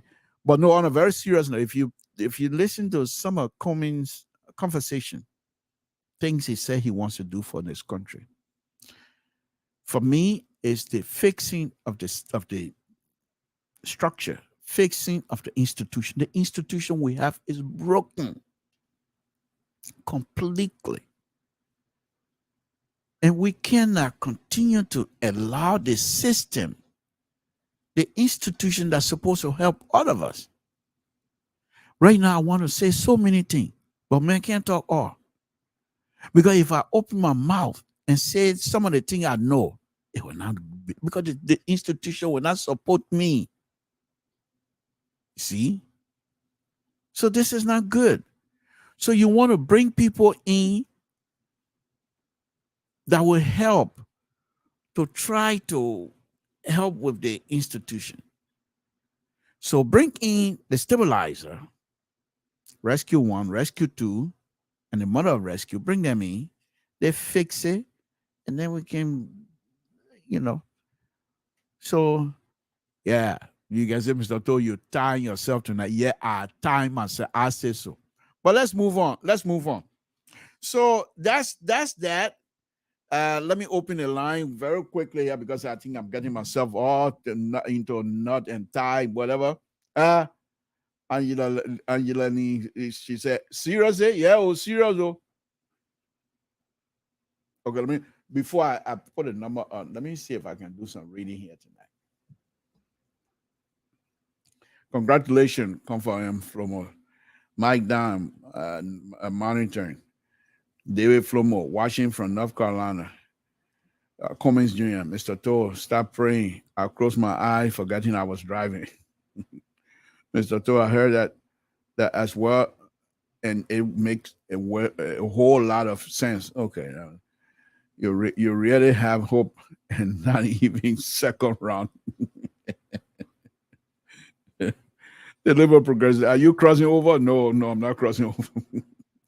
Mr. Toll is one of the few political pundits that are honest. Yeah, we go. They want that ANC mail. Are honest or no? Are honest. But tomorrow, Tuesday, I'm coming by again. I will not be honest. You know who's saying this? Amos Sunga. I will mark their knee, and you will see tomorrow. You say, Mr. Toll, you're not honest. Exactly, Mr. Toll. You are so right. Okay. They seem little, but then when I change my tune, I say, are you serious? Okay. ABC choice for running mate was really smart. And the Liberian people were here from Bassa come October. Okay, that's good. That's good, Maggie. Okay. Mr. Toll, trust me, if Jeremiah Kuhn carries Joseph Bagai to Nima County, he can pull out the number of people. Okay. All right. Okay. Why, yeah. You say all kind of thing. No gold, no soup, no rice from Total GGC. Okay, whatever. Okay. All right, folks. Then the stuff are there. Okay. Yeah. You know, one of the things before I open the line, one of the things that I like about this upcoming election, if we just stay with ideas, you can call me country, you can call me conquer, I don't care, but no violence.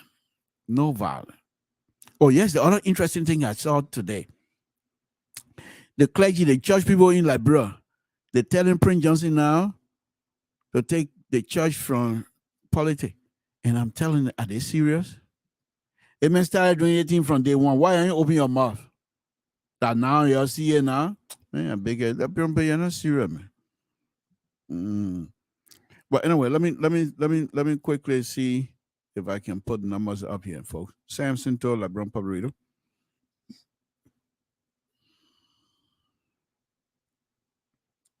Okay, let's put a number up. Okay. Give me a call, 916-533-2048, and I will put a number up here. All right, yeah, it is. Give me a call, Samson to LIBERIAN Public Radio, 916-533.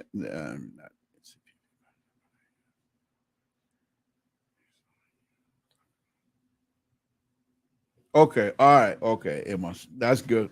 Thank you. I appreciate it. Thank you, Amos. Thank you. Amos Langa saying, Songa saying, Samson Brownto, I am not a CPP partisan, but I have always said this on your platform, even last week. Thank you. Yeah, that's fine.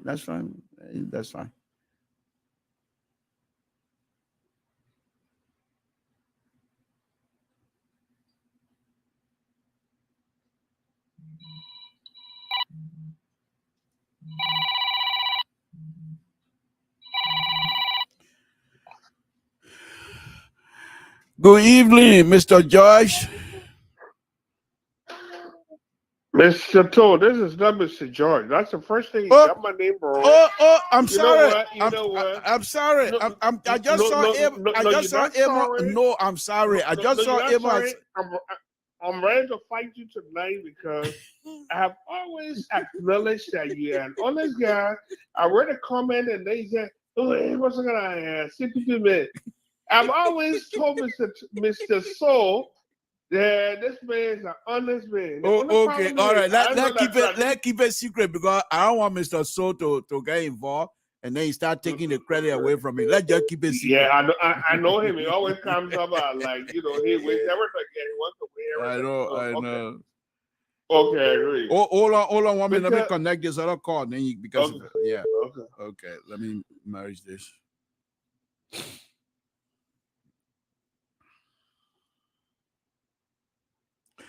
All right, Amos, go ahead. Yes, Mr. Shaw, you see, one of the reasons why I like to hear is that I'm not a politician and I just like your approach to politics.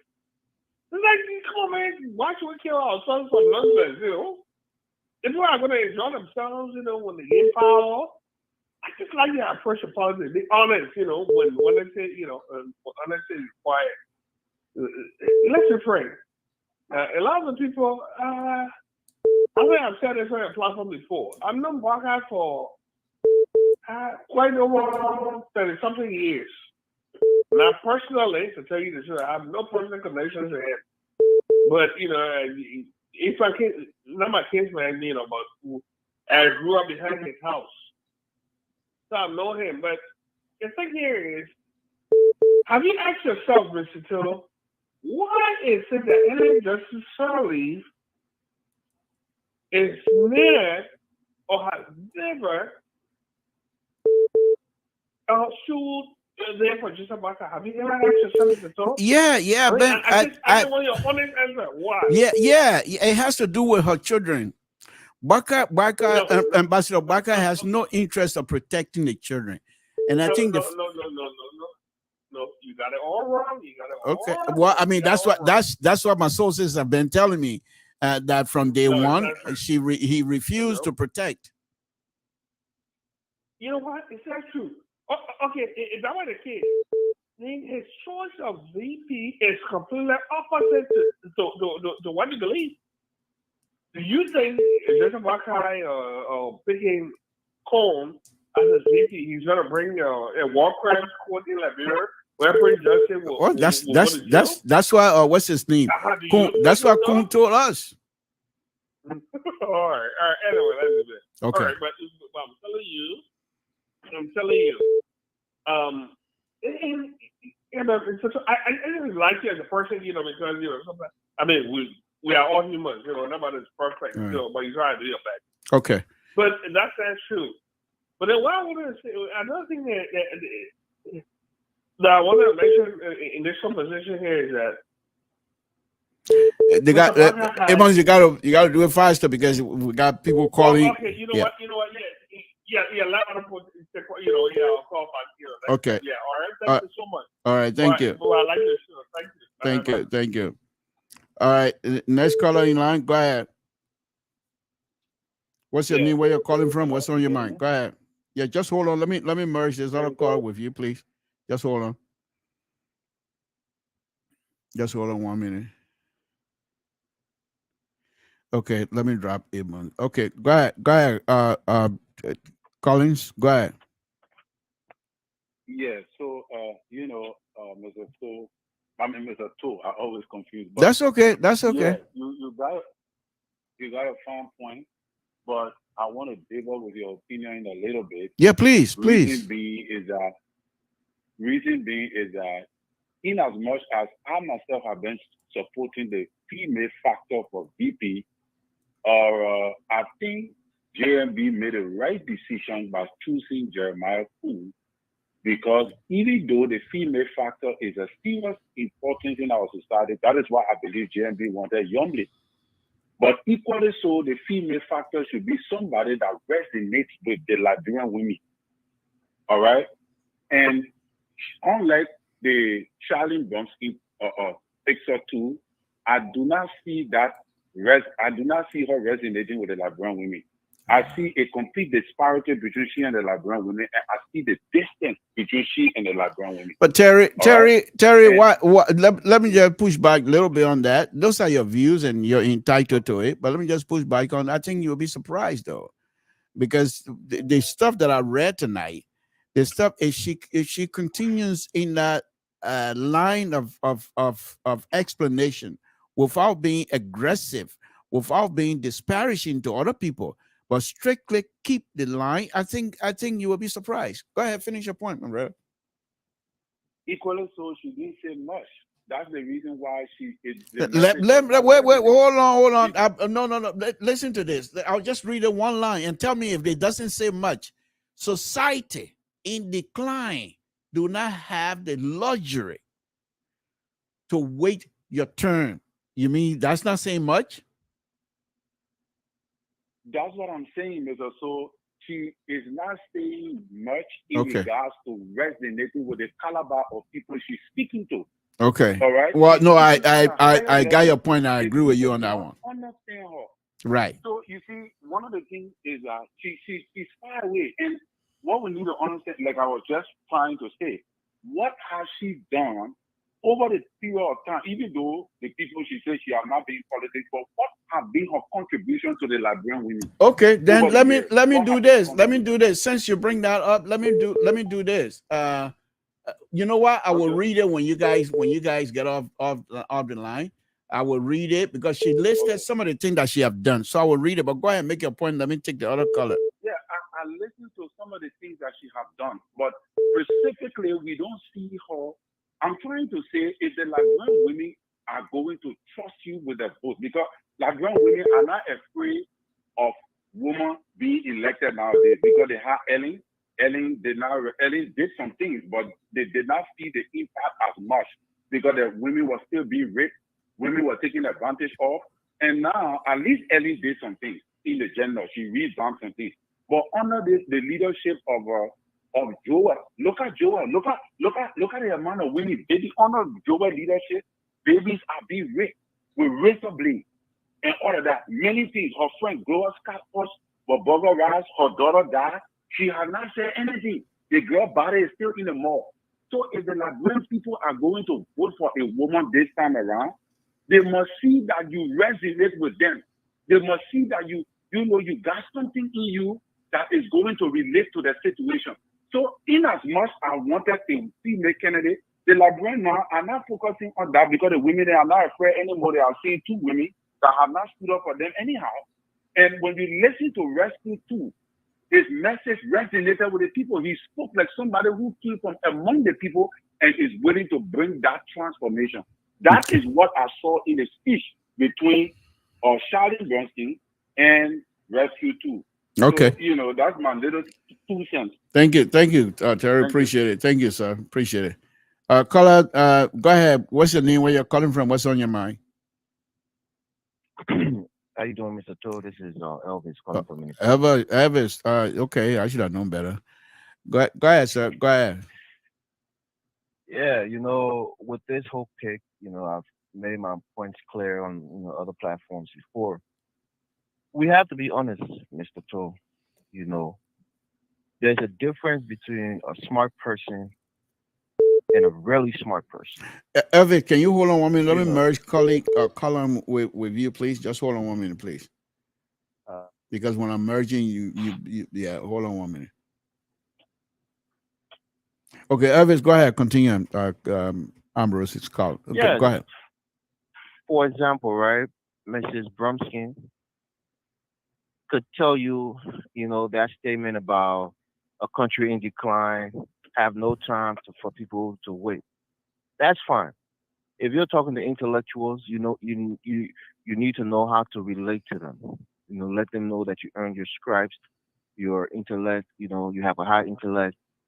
But when you're talking to market women, which the majority of the women in that country falls in that category, they may not be selling in the street, but Elvis, let me ask you this. You're a very intelligent person, highly educated as well. Let me ask you this. So you want to tell me if she was to take this same language, but different context, or the same context but different language, and translating it into Liberian, true Liberian English. You mean this particular concept will not resonate with the people? Society. And that's Let me phrase it in the real Liberian English.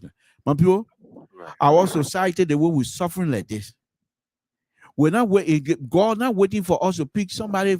They say you that your town. If you were to put it like that, you don't think that's gonna resonate with people?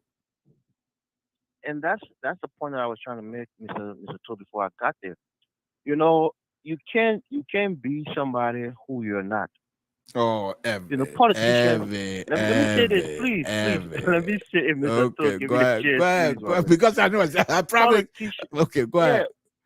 Politicians are special people. Good politicians are very special people because they're like chameleons. They can adapt to different situations in a twinkle of an eye, and that's what makes them unique. Not everybody who can talk, who have command of the English language, will be great politicians who will get elected to offices.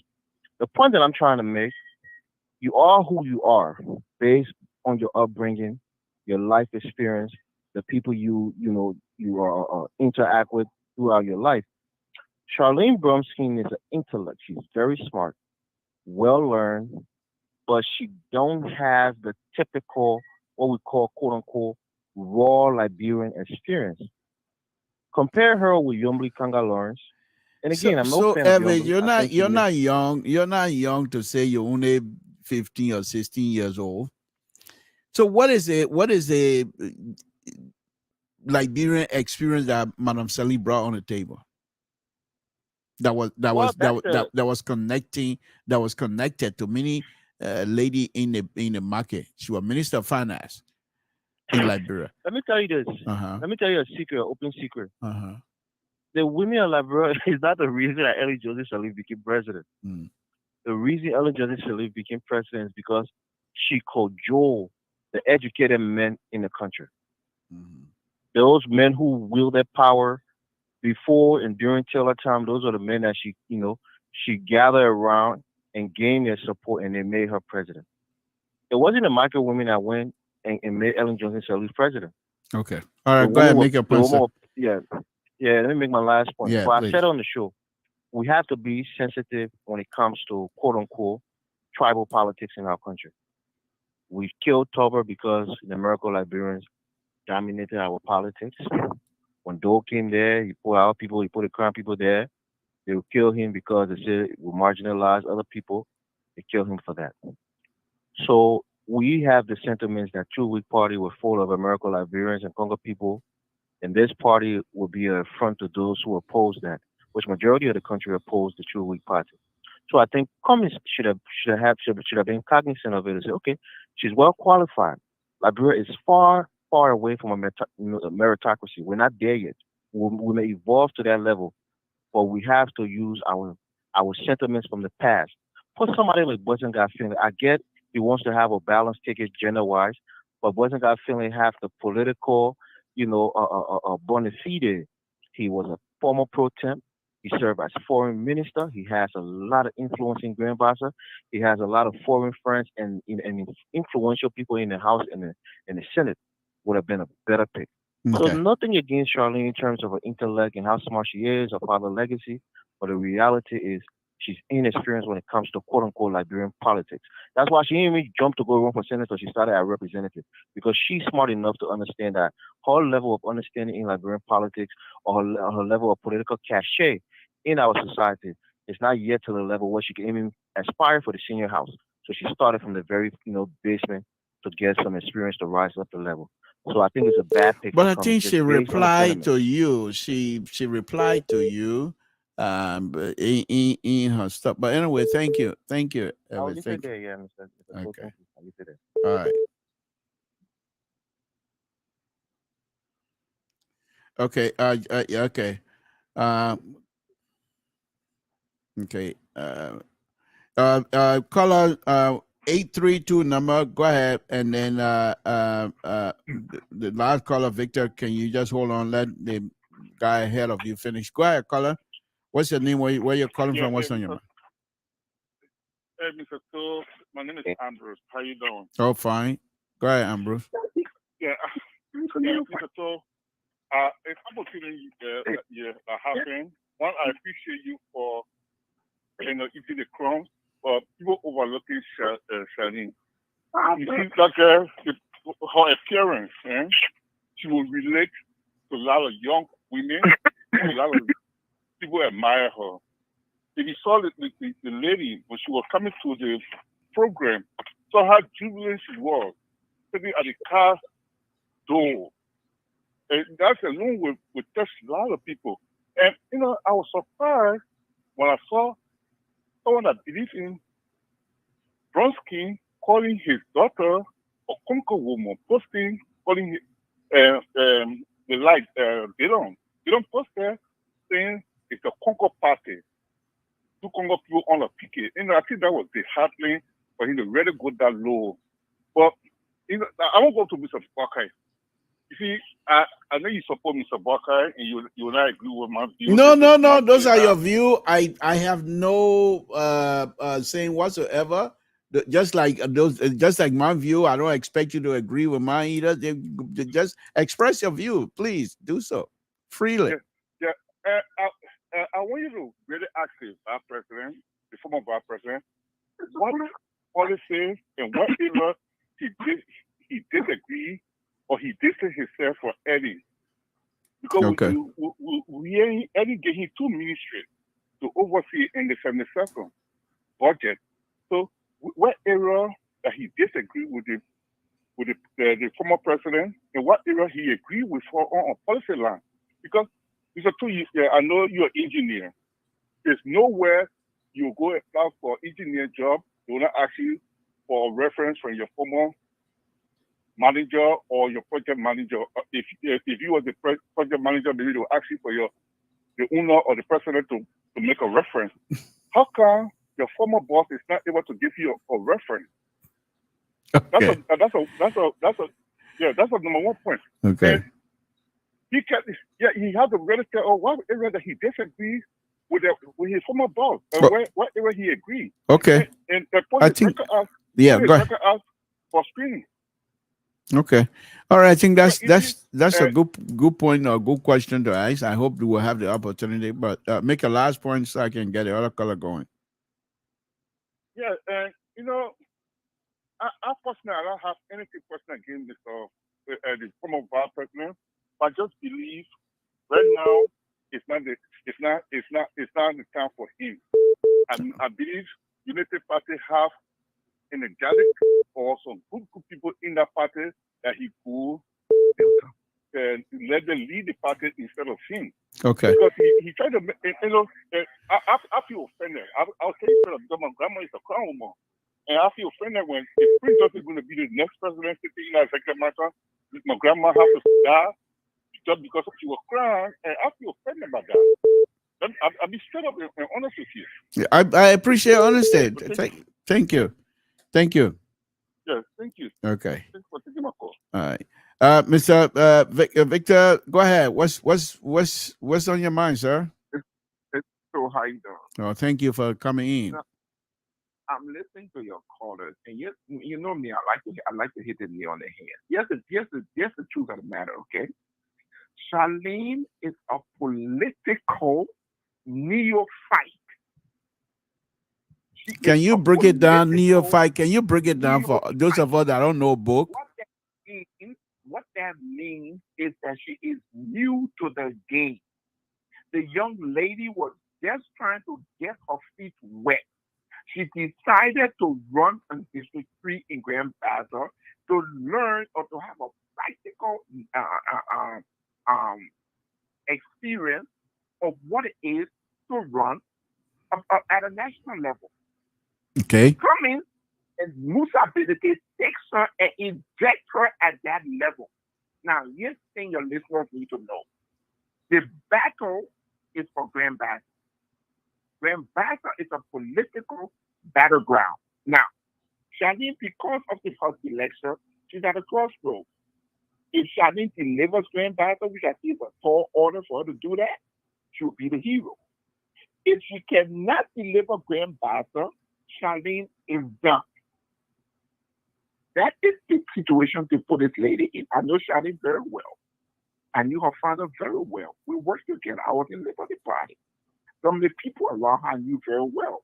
You guys call Western guy Phoenix Western guy. We call him Milton.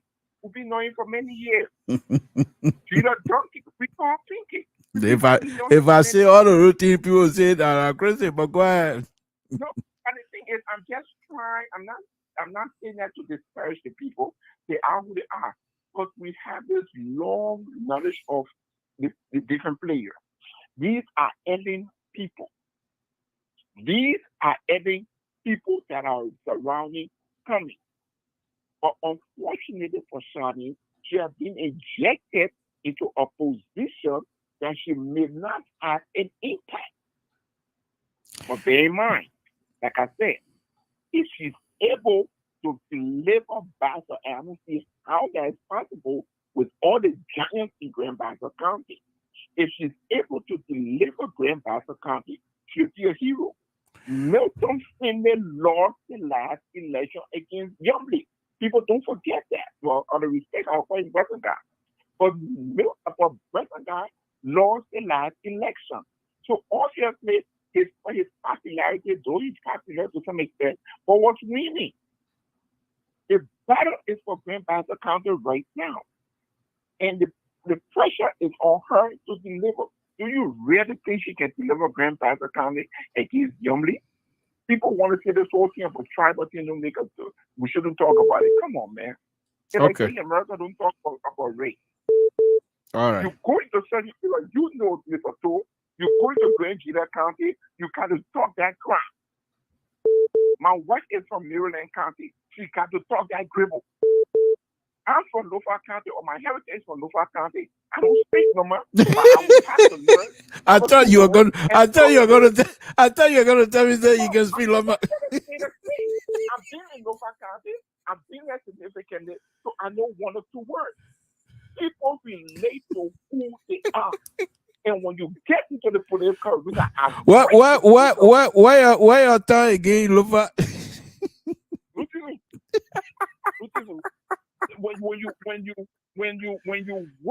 When you have worked in the Liberian political arena for as long as I have, since 2005, you learn a few things. And unfortunately for Charlene, she has been thrust into this situation, and everybody looking at her. The good thing about Charlene, I don't know if you can call it good or bad, she looks just like her father. So no matter where she goes, people recognize Charles Walker Bromskin. But Charles Walker Bromskin was smart enough to get the support of Mr. Conga in Grand Bassett County, and on a heavyweight to become the Charles Walker Bromskin we know today. Charles Walker Bromskin represented Grand Bassett County in the Senate. He made a name for himself. Charlene was trying to use that as a stepping stone. Then you thrust this lady into the presidential area. Come on, that's not fair to her. She's a new fight. Well, we'll see what happens. Well, we'll pray for her. We'll continue to pray for her and hope that she will come out on top, even if she doesn't deliver Bassa. But I think one of the interesting things here also, I believe, is that the fact that she's in a spotlight, she's also going to mix. I hope that she will make some headway on it. But thank you very much, Mr. Zango. Thank you. One more thing, one last thing, and let me say this before we get off here. If Mr. Cummings has to depend on Charlene to have his impact on his campaign, then why he in the race? That parents vote for the president, they don't vote for vice president. When Charles Walker Bromskin selected another gentleman, I don't remember his name. Did anybody vote because of him? He was from Nima. But Charles Walker Bromskin lost the race. They vote for the president. They don't vote for vice president. They just decide what they've done to her. That's it. Okay. All right. Well, okay. Thank you. That's my brother, by the way. Thank you very much for joining up. We appreciate it. Thank you. Okay, folks, Samson to LIBERIAN Public Radio. I'll take one or two more calls and then come on, you were trying to call earlier, but you know, we have 2 or 3 people online, so please call again. Samson to LIBERIAN Public Radio. What's your name? Where you're calling from? What's on your mind? Oh yeah, hello, Mr. Toll. I'm calling from Minnesota. This is Mr. Boy. calling from Minnesota. Thank you for joining. I always follow you, and I want to say thanks for the program. You know, can you hold on 1 minute? Let me connect now here, okay. please. Okay. Just hold on 1 minute, please.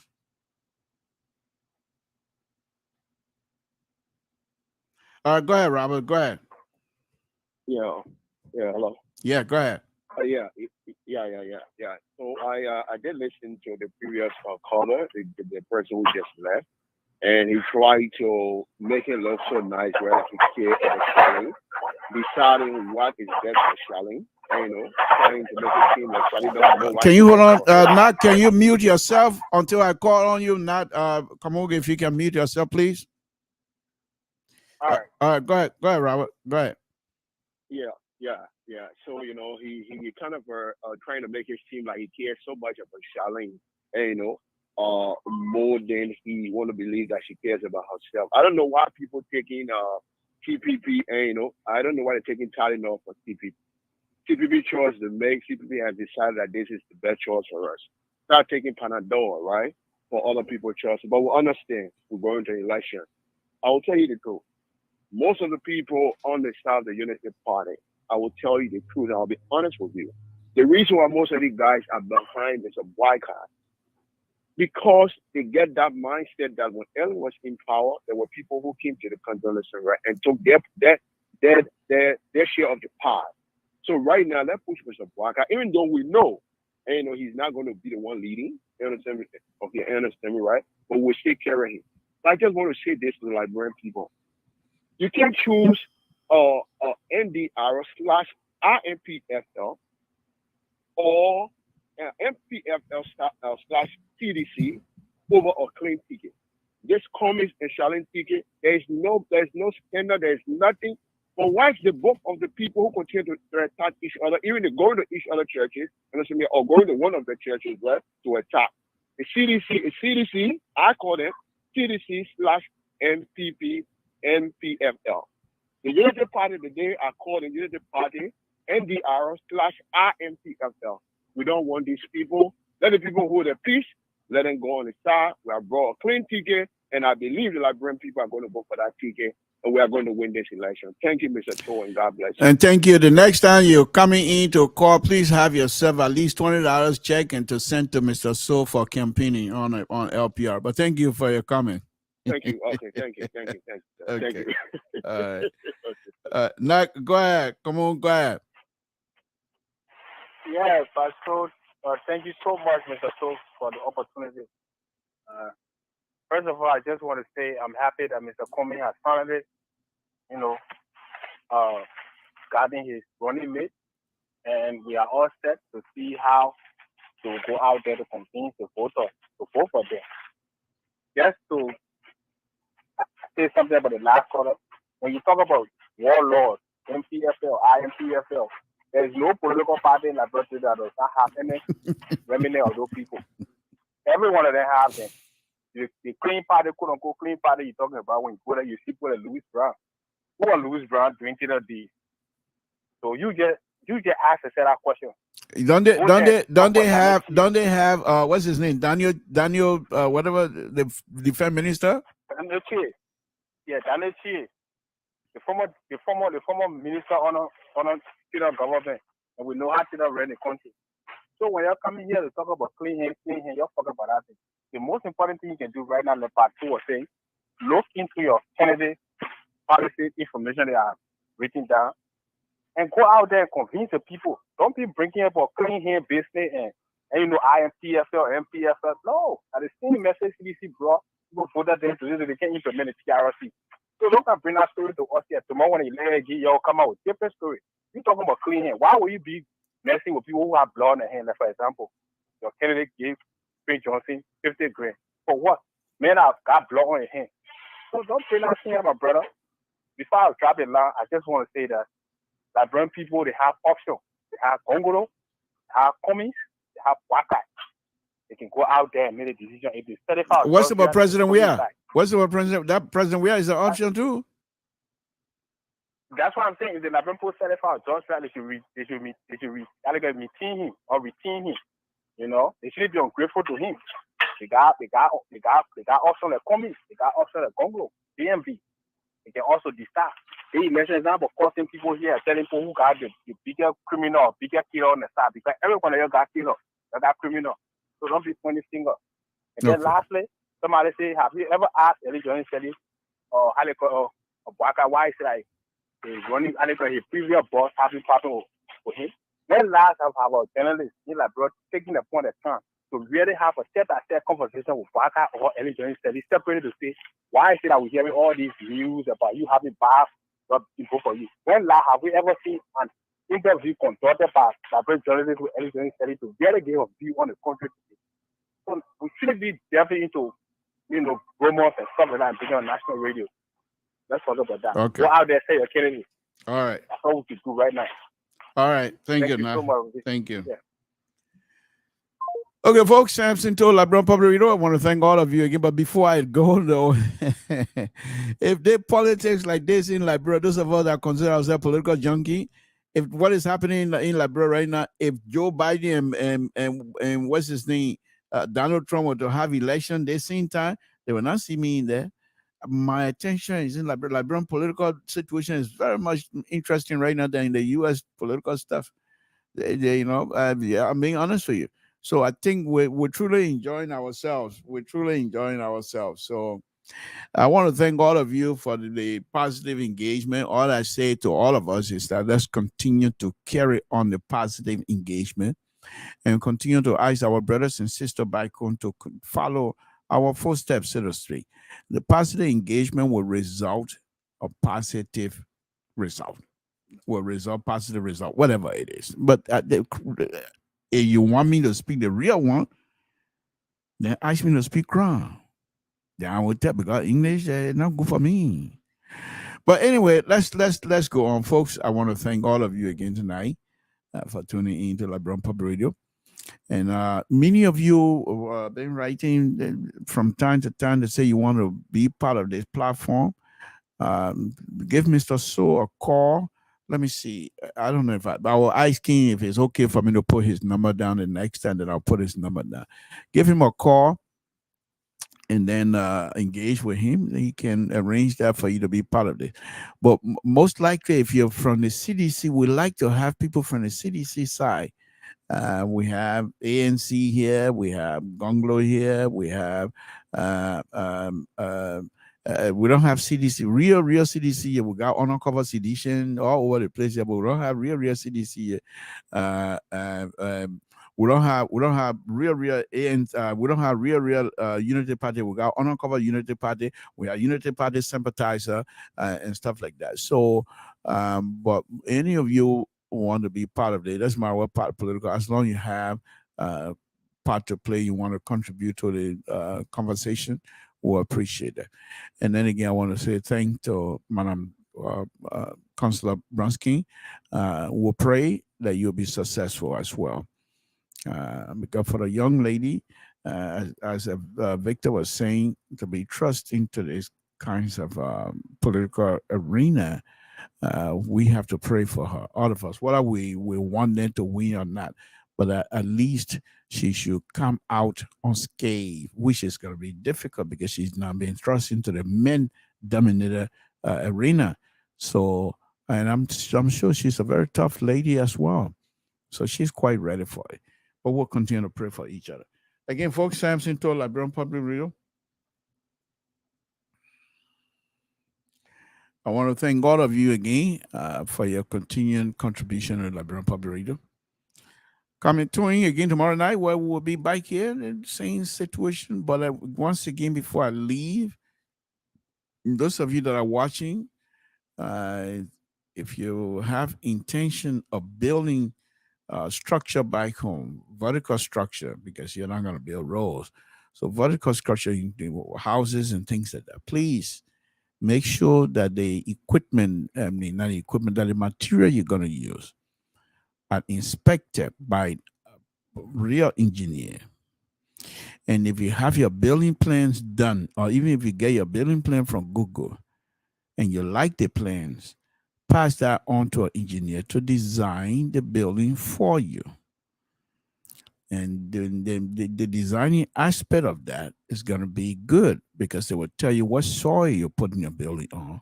They'll tell you the strength of the soil, and they will tell you what type of foundation you're going to need for your building to be erected and be stronger. And they will tell you what type of material, if those of you that will continue to use rebars in your building, they will tell you exactly what size and what the strength of the steel rod itself. Okay, so go through engineer if you need help. I have engineers that use a practice here. Some of them are bridge engineers. Some of them are building the building structure for the USAID building and things like that. You ask me, I can give you a few names, and you don't have to accept it. You just talk to them, and then they can give. If you don't think they do a good job for you, you can go somewhere else. But if you go, what I call round town engineer, people who calling themselves engineer based on past experience of looking at other people's buildings and see how, read people plans and say, okay, this is what I'm going to do. They're not the same. And you might find yourself, real hurt later on. Okay, and I just want to caution you on that. With that, I will say thank you very much. As you can tell my voice, we'll come back tomorrow, even though we're a little bit under the weather, but we'll come back tomorrow. Lord Jesus, help me. Let me make more money. Thank you. Okay, folks, Samson told LIBERIAN Public Radio, I want to say thank you very much for this night, and I will say good night to all of you. Good night, folks.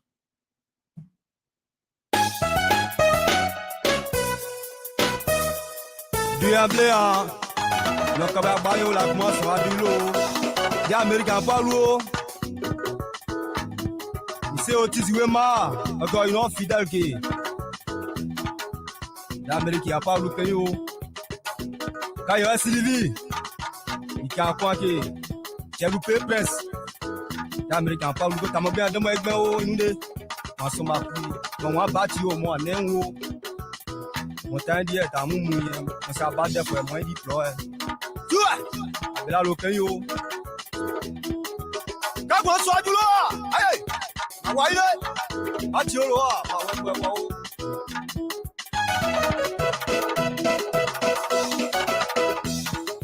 Yao. Abela lo keyo.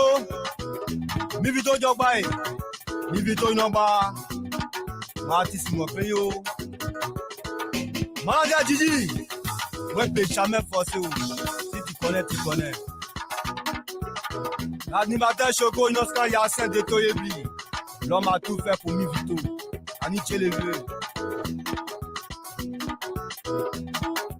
Nous doit dire, bâtir moi. Conseil c'est moi, dire. Attends, nous yon bébé. Pété mon temps à nous bâtir.